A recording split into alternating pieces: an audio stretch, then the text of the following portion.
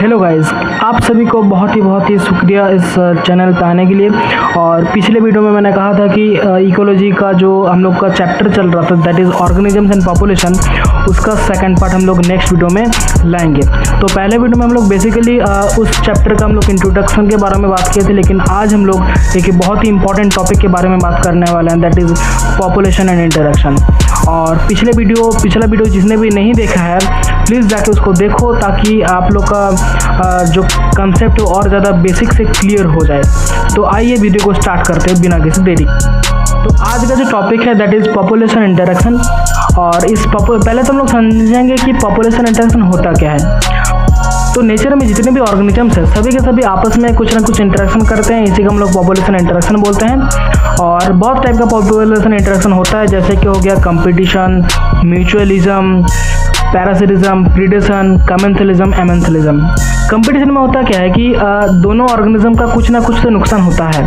Mutualism में दोनों का ही कुछ ना कुछ बेनिफिट होता है, और प्रीडेशन पैरासिटिज्म में तो एक का फायदा होता है एक का नुकसान होता है। लेकिन फिर भी ये जो प्रीडेशन और पैरासिटिज्म है दोनों में कुछ ना कुछ डिफरेंसेस है, जो कि हम लोग अगले वीडियो में बात करेंगे, ठीक है। तो उसके बाद जो पॉपुलेशन इंटरेक्शन आता है दैट इज कमेंथलिज्म। कमेंथलिज्म में होता क्या है कि इसमें एक का तो फायदा होता है लेकिन एक का कुछ भी नहीं होता है, यानी कि ना नुकसान होता है ना फायदा होता है। और एमेंथलिज्म में एक का नुकसान होता है लेकिन एक का ना फायदा होता है ना नुकसान होता है, जो कि एक का ना फायदा होता है ना नुकसान होता है, ठीक है, यानी कि वो न्यूट्रल रह जाता है। लेकिन आज हम लोग जिस इंटरेक्शन के बारे में बहुत अच्छे तरीके से बात करेंगे वो है प्रीडेशन के बारे में। तो आइए प्रीडेशन के बारे में थोड़ा बहुत जानते हैं।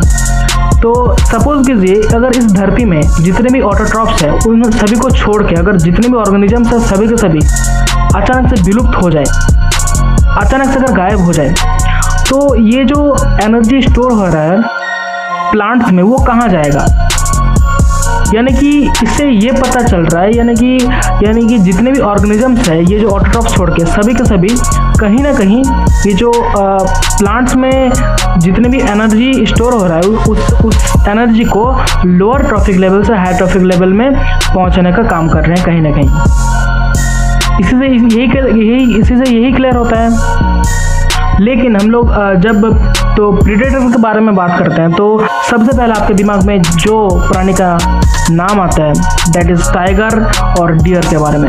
लेकिन अगर कोई स्पैरो अगर कुछ दाना को फीड कर रहा है तो वो भी कहीं ना कहीं प्रीडेटर का ही काम कर रहा है। वैसे ही सेम आप लोग देख लीजिए, जैसे प्लांट्स के केस में जो हर्बीवोर्स होते हैं, यानी कि जो ऑर्गेनिजम्स प्लांट्स को ही खाते हैं, प्लांट्स को फीड करते हैं, उसे हम लोग हर्बीवोर्स बोलते हैं, वो भी कोई प्रीडेटर से कम नहीं है। तो हम लोग इस बात से हम लोग को ये पता चलता है कि प्रीडेटर बहुत ही इंपॉर्टेंट एक प्रीडेटर कह सकते हैं कि प्रीडेटर बहुत ही इंपॉर्टेंट रोल प्ले करता है किसी भी पॉपुलेशन में। जैसे कि पॉपुलेशन में अगर प्रीडेटर नहीं रहा तो जो प्रे स्पीसीज है बहुत ही वास्टली स्प्रेड करेगा और पॉपुलेशन का जो डेंसिटी है उसको भी खराब करेगा और बहुत कुछ नुकसान पहुंचेगा पॉपुलेशन को या फिर इकोलॉजी को भी नुकसान पहुंच सकता है। तो इसका जो प्रे पॉपुलेशन डेंसिटी है इसको भी मेंटेन करने में कहीं ना कहीं हेल्प करता है, ठीक है। लेकिन कभी कभी अगर हम लोग किसी एक्सोटिक स्पीसीज को इंट्रोड्यूस कर देते हैं कोई भी जियोग्राफिकल एरिया में तो बहुत ही ख़राब प्रभाव पड़ता है उस जियोग्राफिकल एरिया को, क्योंकि उस जियोग्राफिकल एरिया का वो एक्चुअल प्रेडेटर नहीं है, वो नेचुरल प्रेडेटर नहीं है।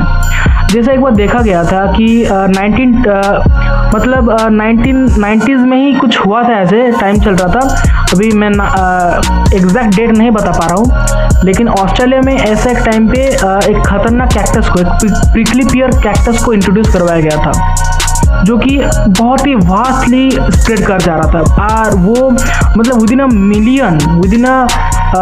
मिलियन एकड़ में वो फैला जा रहा था धीरे धीरे। और वो बंद तभी हुआ जब हम लोग एक कैक्टस फीडिंग मॉथ को इंट्रोड्यूस करवा गया उस जगह पे, तभी जाके वो कैक्टस का स्प्रेडिंग धीरे धीरे घटने लगा और मेंटेन हो गया। और अभी हम लोग जितने भी बायोलॉजिकल मेथड्स के बारे में जानते हैं जो कि यूज़ किया जाता है वो सभी के सभी प्रीडेटर का ये जो कैपेसिटी है इसके ऊपर बेस्ड करके ही बनाया जाता है, ताकि प्रे पॉपुलेशन डेंसिटी को हम लोग घटा सके, यानी कि प्रे पॉपुलेशन डेंसिटी को घटाने नहीं बोल सकते हैं, उसको मेंटेन कर सके। और ये जो प्रेडेटर हैं इसका और एक इम्पॉर्टेंट रोल होता है इंटर स्पेसिफिक कंपटीशन को कमा के जो प्रे पॉपुलेशन डेंसिटी है उसको मेंटेन करने का।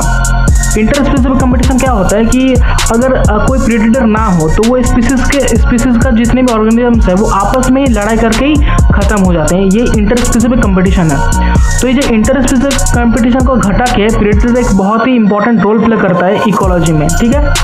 जैसे एक बार देखा गया था कि एक तो अमेरिका का कुछ लेक वगैरह था जहाँ पे एक स्टारफिश था, ठीक है, पिजास्टर उसका नाम था। वो बहुत ही इंपॉर्टेंट एक प्रेडेटर था। तो एक एक्सपेरिमेंट में क्या किया गया कि वो जो स्टारफिश था उसको पूरी तरीके से रिमूव कर दिया गया। तो ये देखा गया कि with in a year more than 10 invertebrates खत्म, मतलब एक्सटिंक्ट ही हो गए उस जगह से। यानी कि प्रेडेटर का बहुत ही एक इम्पॉर्टेंट रोल रहता है इकोलॉजी में या फिर इकोसिस्टम में भी बहुत ही इम्पॉर्टेंट रोल रहता है, ठीक है। मेनली तो इकोलॉजी में रोल रहता है और बैलेंसिंग में भी बहुत ही इम्पॉर्टेंट रोल रहता है। लेकिन अगर कोई प्रेडेटर बहुत ही ज़्यादा एफिशिएंट हो तो वो धीरे धीरे सारा प्रे स्पीसीज को खाने लगता है। सारा प्रे स्पीसीज धीरे धीरे एक्सटिंक्ट होने का कगार में आ जाता है। और अगर कोई प्रे स्पीसीज धीरे धीरे ख़त्म होने लगे, एक्सटिंक्ट अगर हो जाए, तो लैक ऑफ फूड, वो जो प्रेडेटर है वो भी धीरे धीरे कहीं ना कहीं विलुप्त होने का मतलब रास्ता में चला जाता है और वो भी धीरे धीरे विलुप्त हो जाता है।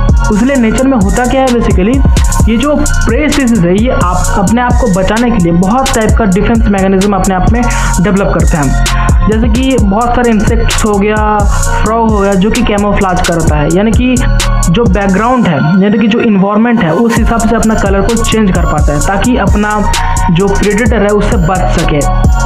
और कभी कभी ये भी देखा गया है कि जो कुछ इंसेक्ट्स तो ऐसे भी होते हैं जो कि अपने अंदर कुछ केमिकल को रिलीज़ करते हैं, जो केमिकल उसको प्रेडेटर से बचा सके। जैसे एक मोनार्क बटरफ्लाई होता है जो कि बहुत ही ज़्यादा डिस्टेस्टफुल होता है, उसके अंदर एक खतरनाक, एक बहुत ही डिस्टेस्टफुल एक केमिकल होता है जो कि बहुत ही ज़्यादा डिस्टेस्टफुल होता है। उसका जो प्रेडेटर है उसके लिए, उसका प्रेडेटर कौन होता है, बेसिकली तो बर्ड्स ही होते हैं उसका प्रेडेटर। और सबसे बड़ा बात है ये जो मोनार्क बटरफ्लाई है इसके अंदर ये जो केमिकल आता कभी ये कैटरपिलर स्टेज में ही आ जाता है। वो भी एक फूड होता है, उसको खा के इसके अंदर वो केमिकल आ जाता है, ठीक है। लेकिन मेन तो दिक्कत तब आता है कि जब प्लांट्स के केस में हम लोग देखें तो देखिए प्लांट्स जो होता है, प्लांट्स के लिए जो प्रेडेटर है वो है हर्बीवोर्स। हर्बीवोर्स किसको बोलते हैं कि जो ऑर्गेनिजम्स प्लांट्स को फीड करते हैं, ठीक है। तो ये देखा गया कि मोर देन 25%, ठीक है, मोर देन 25% ऑफ जितने भी इंसेक्ट्स हैं, ठीक है, वो फाइटोफेगस होते हैं, यानी कि वो प्लांट्स के ऊपर ही फीड करके जिंदा रहते हैं। लेकिन यहाँ पे दिक्कत वाली बात ये है कि जो प्लांट है वो एनिमल की तरह एक जगह से दूसरे जगह में भाग नहीं सकता है। तो उसके लिए वो लोग क्या करते हैं कि वो लोग कुछ डिफेंस मैकेनिज्म डेवलप करते हैं अंदर, जैसे कि हो गया थॉर्न। जैसे आप लोग देखे होंगे कैक्टस, एकेकाई, वो अपने जो स्टेम होता है उसमें कुछ कांटा टाइप का आप लोग कभी ना कभी तो देखे होंगे, कांटा टाइप का कुछ ऐसे निकल जाता है जो जिससे कि उसे कोई भी प्रेडेटर नहीं खा पाता है, ऐसे हो गया। उसके बाद कुछ प्लांट्स तो ऐसा हो गया कि उसके अंदर केमिकल रिलीज होता है। उसके लिए जैसे आपने देखा होगा कैलोट्रोपिस बोल के एक प्लांट होता है जो कि एबंडेंट हाउस में ही, एबंडेंट जगह में ही वो मतलब उगता है ताकि कोई भी प्रेडेटर उसे ना खा सके। और आपने भी देखा होगा कोई भी मतलब बकरी हो गया, गाय हो गया, वो सभी के सभी मतलब उस कैलोट्रोपिस उस प्लांट को नहीं खाते हैं, ठीक है, क्योंकि उसके अंदर एक बहुत ही खतरनाक केमिकल होता है जिसको हम लोग बोलते हैं कार्डियक ग्लाइकोसाइड्स। आपने जरूर देखा होगा कि मतलब कुछ प्लांट्स होते हैं जिसको कोई भी मतलब ऐसा हर्बीवोर्स आसानी से तो नहीं ही खाता है।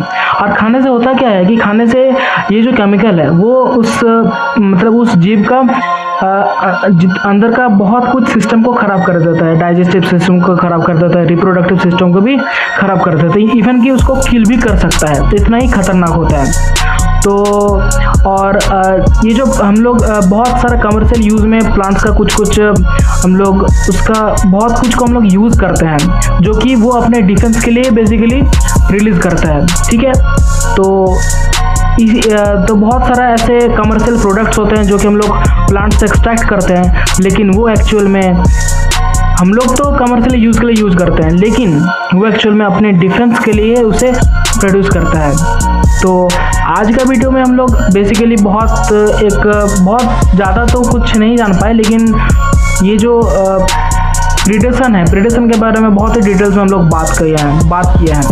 अगले वीडियो के लिए आप लोग तैयार रहेगा। अगले वीडियो में हम लोग और एक इंटरेस्टिंग टॉपिक के बारे में बात करेंगे। टॉपिक तो आज का टॉपिक ही रहेगा, लेकिन और एक इंटरेस्टिंग कुछ इंटरेक्शन के बारे में बात करेंगे। तब तक के लिए ऑल द बेस्ट, आप लोग पढ़ते रहिएगा। ठीक है, ओके, बाय।